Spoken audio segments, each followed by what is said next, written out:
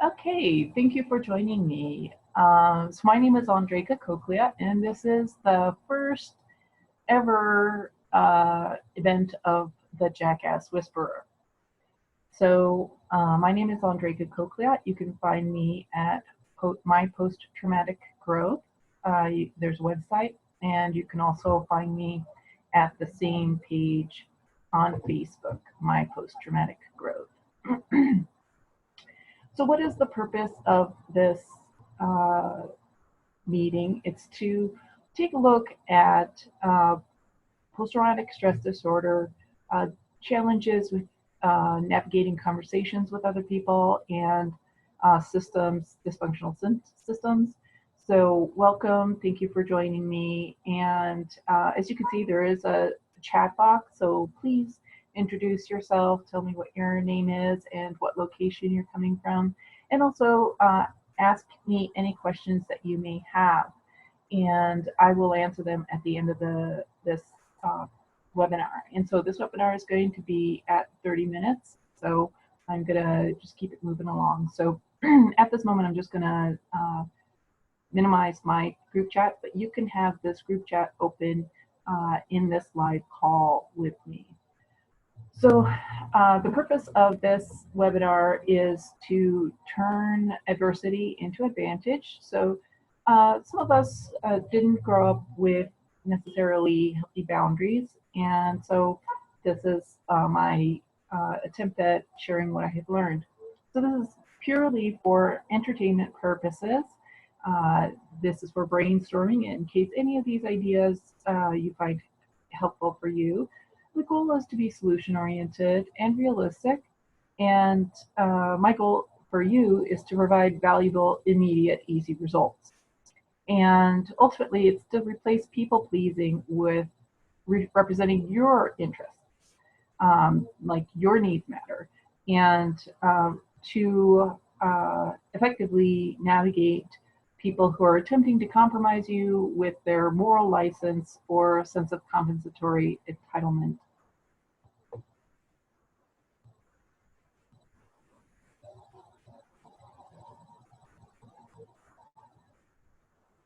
So, pardon me, I'm a little difficult here.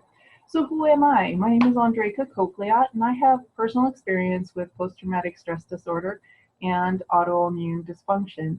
I have many certifications. I am certified in Feng Shui, the art of placement, iridology, handwriting analysis, also known as graphology. I have training in body work, clairvoyance, and I've been a student at with Tom Quackenbush at the Natural Vision Improvement School. I'm a meditator, Bach flower remedies, Rima, and Thai massage. So, pardon this, the horn. It will stop in probably 5 minutes.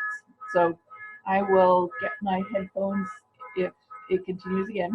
But anyways, if you are physically in danger right now, please call 911 and seek care. If you need medical care, please contact a qualified health practitioner that you trust. And if you need legal counsel from a qualified person, find somebody that you trust.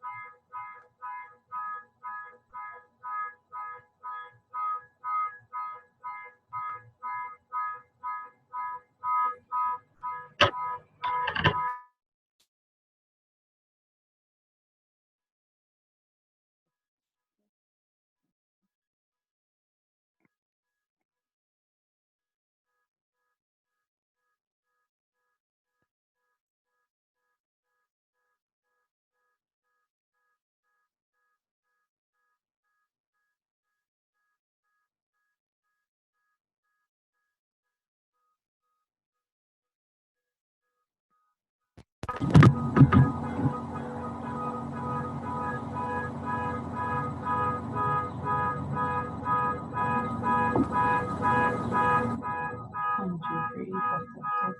1, 2, 3.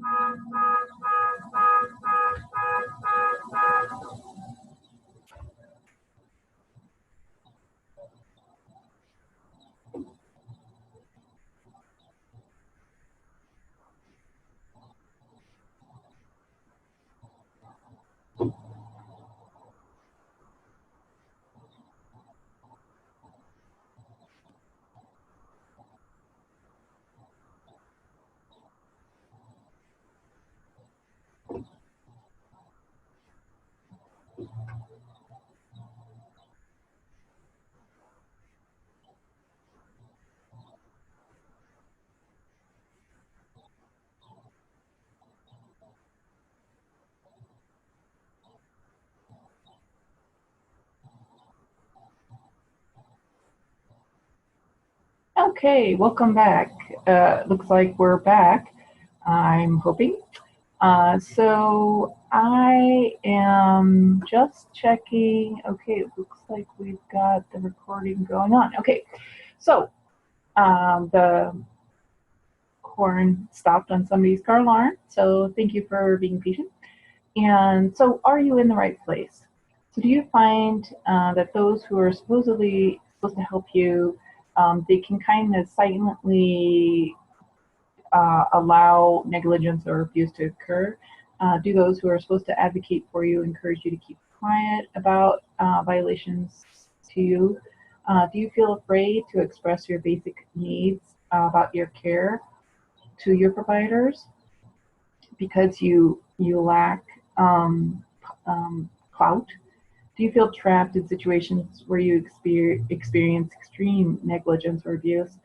Do you lack knowledge how to navigate manipulative people? Do you get overwhelmed and confused easily at meetings or with people?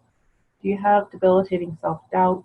Do you lack confidence navigating dysfunctional systems? Do you feel exploited, say by churches or other spiritual centers, as a volunteer in a charitable or political organization, with doctors, insurance companies, telephone companies, government assistance programs, just basically anything that's bigger than you?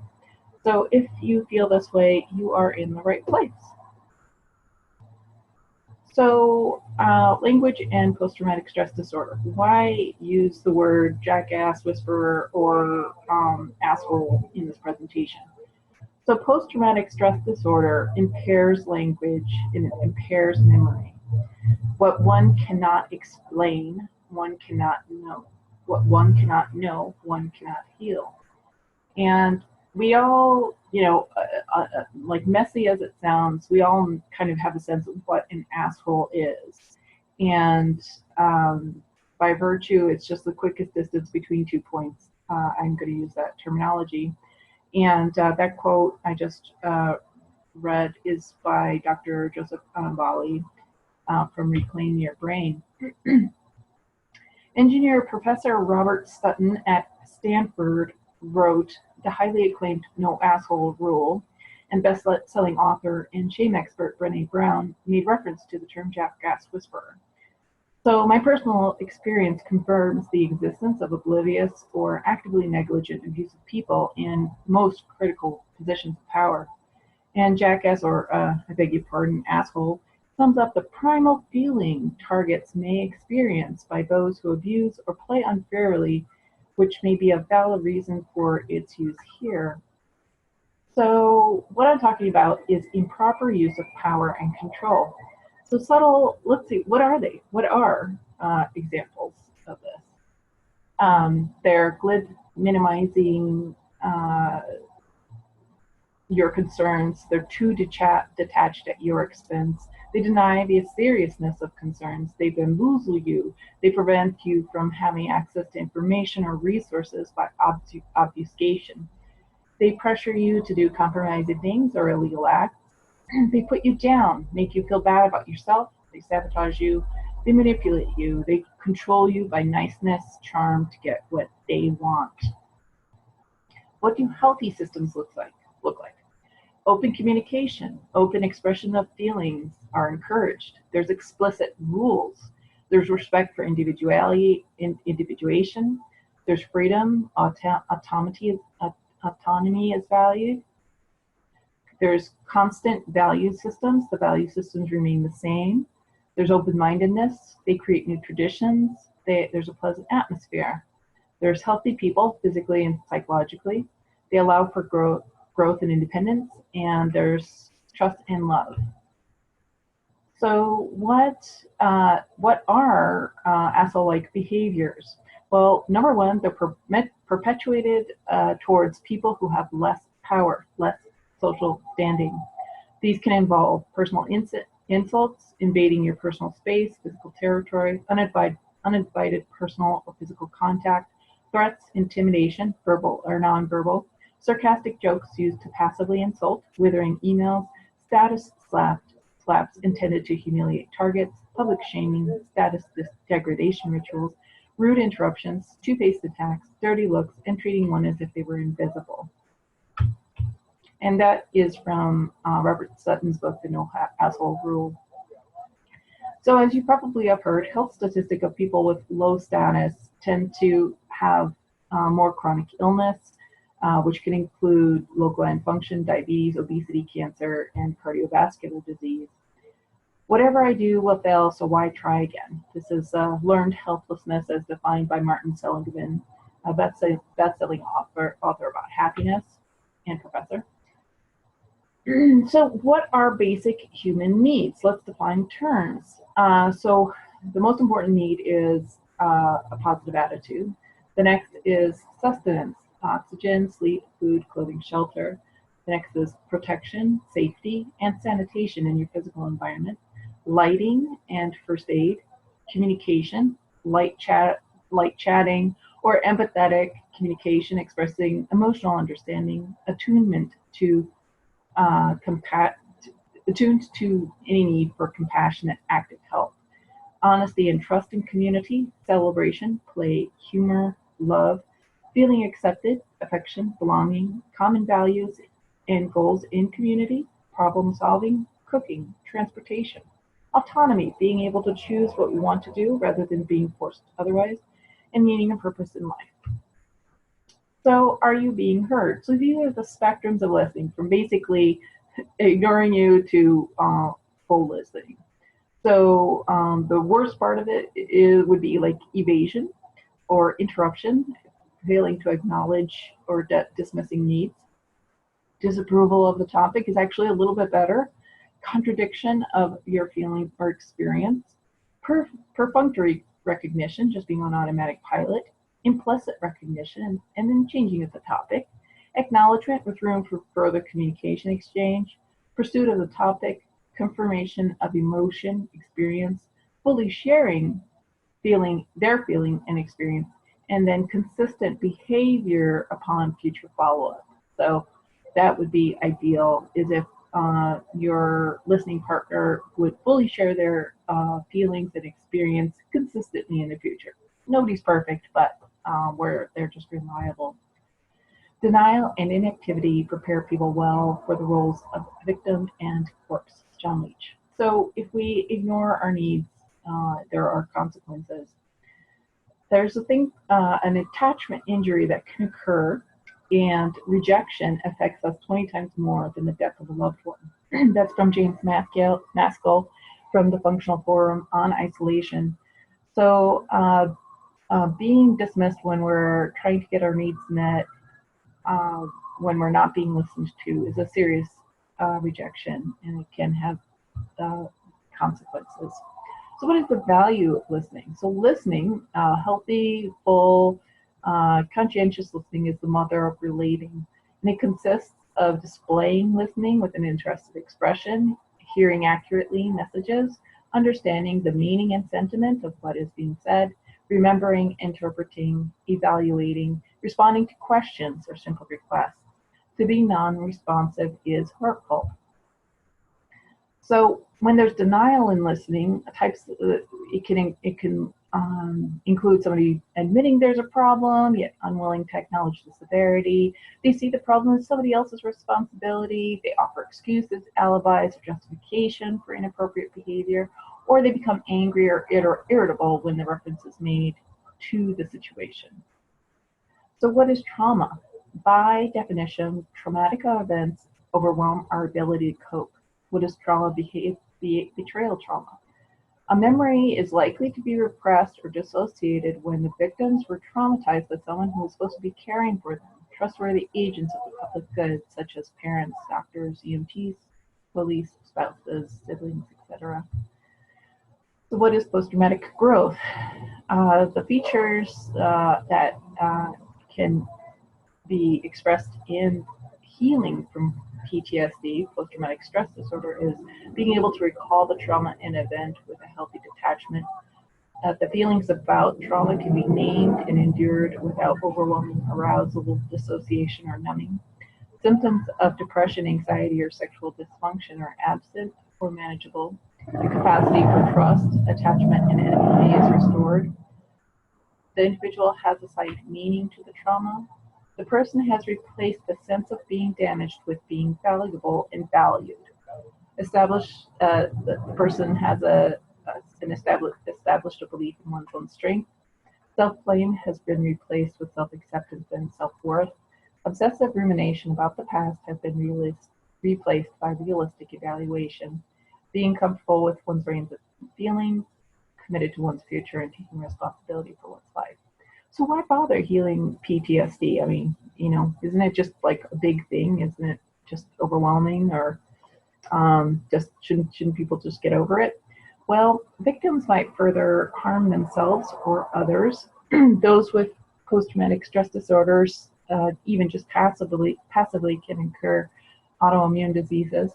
Untreated post-traumatic stress disorder and the results in chronic illnesses and diseases can be detrimental to the economic life and well-being of the whole family. Post-traumatic growth is possible. Suffering is an option rather than inevitable. And I feel, at least, that we ought to embrace the opportunity for recovery from trauma. So is post-traumatic stress disorder just all in our head?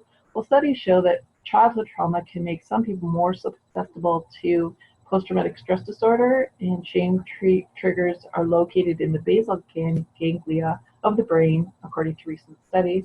And low gland function can affect our subjective sense of self and life experience, which can result in things such as low confidence. And the resulting reduced economic circumstances can reduce or eliminate sustained access to healthy food, recreational activities, access to healthy community, trusted quality health, and psychological care. So what are the easiest actions to do to produce valuable results fast? So baby steps to post-traumatic growth. Smile. If you can't smile, put a clean pencil horizontally between your teeth for 2 minutes, or as long as you can stand it. And next time I'm going to have a pencil and I'll show you how to do it. So you just basically go, and that's going to change your brain chemicals. So sit or prop yourself up so your spine is straight and breathe.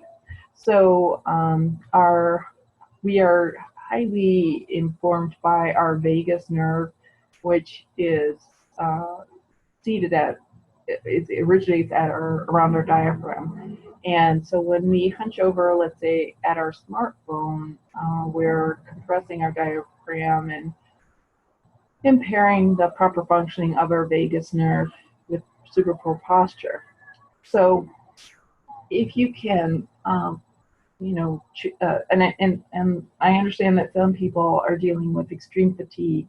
So only do what you can and build up, and you will benefit if you keep on working on maintaining a healthy posture. So try to hold your back straight for as much as you can, and you can use like yoga props such as like yoga bricks to rest as like arm rests.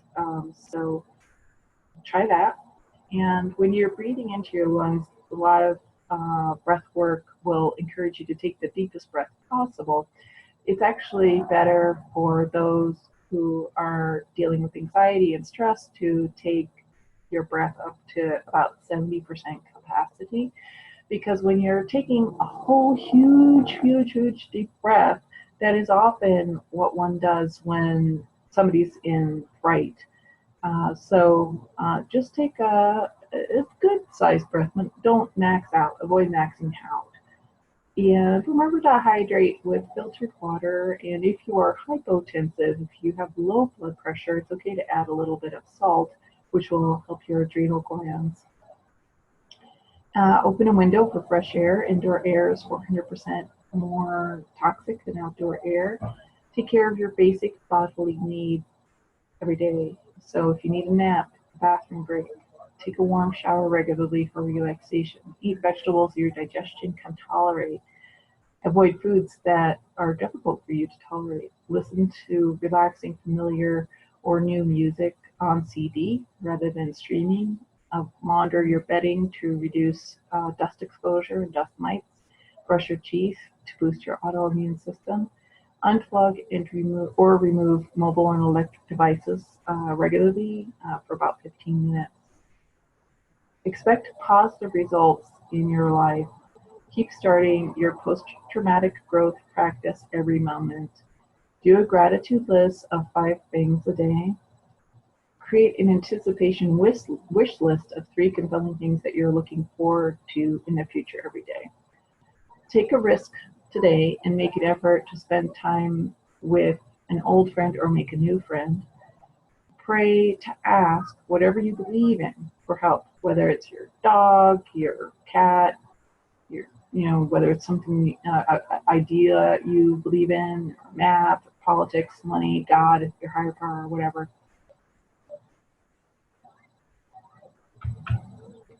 Find positive, supportive people to be around, whether in person, online, or over the telephone. Replace negative self-talk with endorsing any little bit of your effort to make life better. Replace clutter in your physical space with clean, available space for you to navigate freely.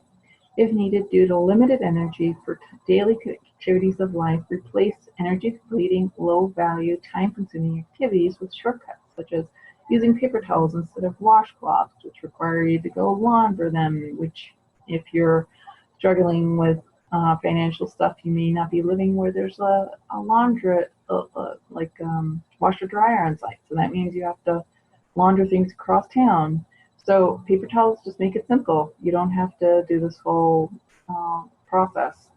Rinsing dishes that are reasonably clean, that you just eat a piece of fruit on, wash it with hot water instead of filling the sink to wash each item with soap. Put recyclables in trash to save time sorting every little strip of paper, plastic, and hybrid materials. So how can the game mentality help heal post-traumatic stress disorder?